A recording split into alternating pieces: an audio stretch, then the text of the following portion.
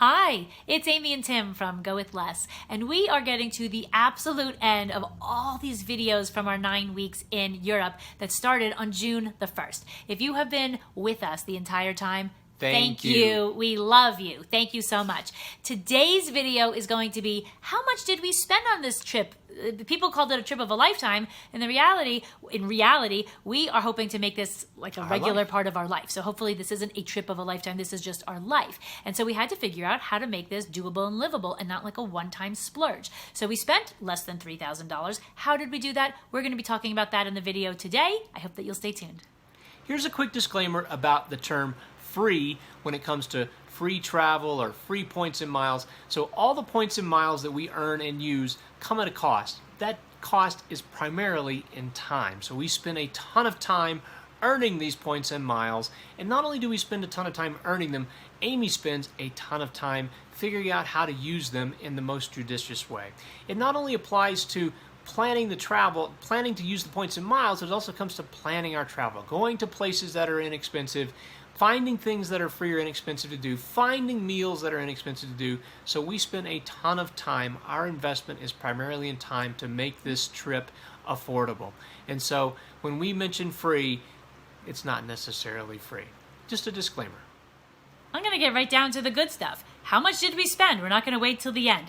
We spent $2,813.90 on 63 days in Europe. That's pretty insane. I am going to say that there's a little bit of like a asterisk there because we received a cash settlement of $1,030.58 from a canceled flight that we had taken to get to Europe. So lucky us, we had a flight canceled and we made over $1,000. But in reality, what we spent out of pocket was, once you take out our settlement, was $3,844. Now that's amazing. I'm going to break that down a little bit because that works out to about $61-ish a day for a couple. Now we follow someone who we like called Nomadic Matt. He's a young single guy and he did a lot of his travels when he was maybe in his 20s, I guess. We've met him a couple of times. He's a nice guy. And he talks about traveling for $50 a day. He is couch surfing sometimes, sleeping on a couch. He's living super frugally. He not only talks about it, he's written a book about it. I read the book. He stays at hostels. So we haven't done anything like that, and we're spending $61 for the couple. So it kind of just breaks down like, wow, so $3,844 for a trip kind of sounds like a lot of money to some potentially, but when you really look at it, it was $61 for the two of us, and that didn't include any hostels, and it didn't include any couch surfing, and it didn't include any camping. So how did we do it? We're going to talk about that in the video. Okay, so we're going to quickly get into the nuts and bolts of how we made this trip happen so affordably, and we're going to start out with airfare. So on this particular trip, we used United Airlines to get from here to Europe, and so this trip cost us 120,000 miles, which is 60,000 miles each. It was in coach, and we additionally paid $410 for taxes and fees. And this is typical. If you're going to book a frequent flyer ticket, you're going to pay some taxes and fees. And so the cool thing about the taxes and fees, when we paid them, I guess there's really not a cool thing about taxes and fees. However, we used the Barclaycard Revival Plus card and paid for this with that card. And what that means is that we were able to subsequently wipe those fees away because that's a feature of this card. So those aren't accounted for in our budget at all because we didn't pay anything for those. We wiped them away. So we're going to give you a quick estimate of what we think the points, that 120,000 points was worth for this specific itinerary. We're going to give it a $4,000 valuation. We think that's lowballing, but just for the sake of argument, we're going to say that ticket, this coach ticket, 2 coach tickets were worth $4,000. Given the complex itinerary and the time of year in the summertime, I think that's a low ball. There you go. We spent 62 nights away from home, and when you have 9 weeks away from home, it makes sense that accommodations is going to be like this gigunda piece of the pie. And certainly it was, but we wiped away an enormous amount of that, and we're going to get into that. We had, of our 62 nights away, we had an overnight on the plane, we had an overnight on the bus. P.S. We would not recommend the overnight bus. It was pretty awful, but it was horrible. The only choice, and it wasn't about saving money because that would have been a really bad decision. But we had 9 hotels, 25 nights in 9 hotels. Now, how does that break down? We had a free night from the airline when our flight was canceled. We used our Hilton points in the Zurich Hilton near the airport before we flew back home since we were near the airport. We had 2 different Sheraton SPG properties that we booked with our Marriott SPG points. Something really cool is if you have 4 nights at a Marriott or a Sheraton SPG property, you get a 5th for free. So we took points. advantage of that when you're only booking with points. So we took advantage of that twice, and we had a 5-night stay in both Prague and in Berlin. Now, we had a couple different situations booked through the Chase Ultimate Rewards portal. We do have something called the Chase Sapphire Reserve, which gives us a little bit of a bump on those hotels. Normally, those Chase UR points aren't the best redemption, but I did find decent redemptions that made sense to use those points. So we went ahead and did that. Now, we had one hotel that we paid in with cash because it just made sense that it was a really good cash rate. That was the best fare that we were going to get was through cash. That was 2 nights. So we paid for 2 nights with cash. Now we looked at what the daily rate would have cost. We saved $3,331 in just the hotel piece alone. Now we had 4 Airbnbs, which was 10 nights in Airbnbs. Tim wiped a couple of those away with our Capital One or our Barclay points. So just like he talked about the Barclay card and the airlines that he wiped away with like this erasing, we also have that with the Capital One. So both of those, so both of those are pretty sweet. So we didn't save a ton there because we only had a couple nights at Airbnbs, but we saved $174. We did pay a little bit for that, but Tim bought discounted Airbnb cards, so that was actually purchased at a discount. So we wiped away $174 of Airbnb and had some really low priced rooms, which was a really sweet deal.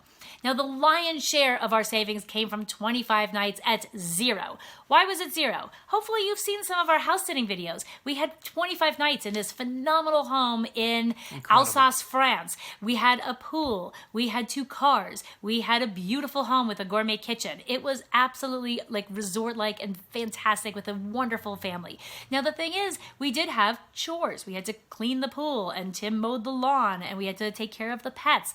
No problem. We actually enjoyed doing that, but I estimated $4,000 saved by that house sit. That is a serious low ball because that would make that house $165 a night. We looked in the area on Airbnb. You could not have rented this house for not even close, even at a monthly rate. So it was it would have been over $300 a night, and we got that again for 0. So here's the thing. We aren't buying that. We're not going to stay at a house for $300 a night or $165 a night for a month. So when we see people talk about their deals and they're like, oh, the first class flight would have cost $30,000.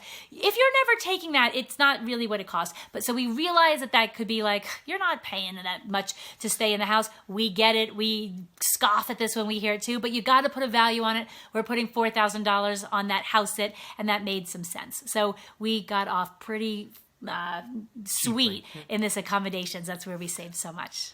So for keeping a running total between the airfare and the lodging, we saved over $11,500 in those 2 line items alone using our travel hacking. So that is amazing.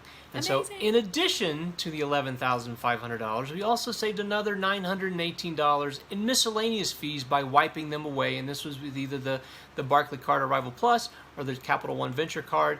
And so this would include things like the buses that we took between countries, the train that we took in Germany, the taxes and fees that we paid for the airfare, entrance fees at places where we visited. So all these miscellaneous travel expenses, we also wiped a bunch of that away. So we were able to save, again, another $918. That gave us a grand total of $12,423.63 that we were able to travel hack. We would not in our wildest dreams have been able to afford a trip that cost this much money.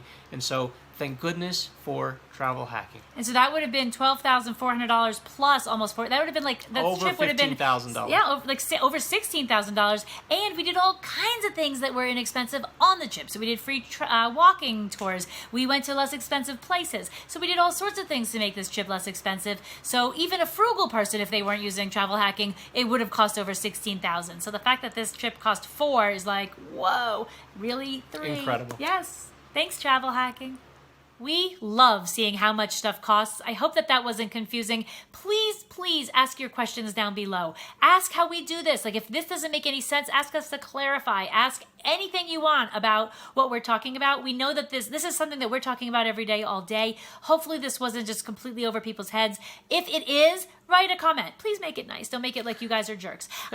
If you like the video in general, we would love a thumbs up. If you could subscribe below, there's a little button down below. And again, please ask your questions. And if you know anybody who is heading to Europe and wants to do it on a budget, send them our video. Or if they're interested in travel hacking, or like, holy cow, look what you could do with travel hacking. Some people kind of poo-poo all the time that we put into it. Tim mentioned that at the beginning, but maybe it's worth it when it saved us $12,000 for our trip, and that's just one trip. So thanks again for watching. We'll see you soon. Thanks.